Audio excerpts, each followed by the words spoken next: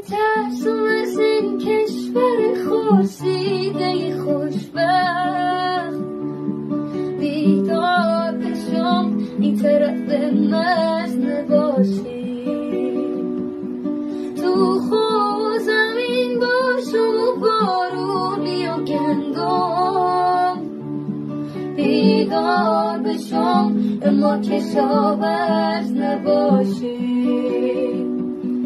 میترسم از اینجا بری و خونه برو بشم تو به معمار روی آوار بخندی، آواره بشم مملکتم دست تو باشه، هیهات اگر ارتش موهات نبندی.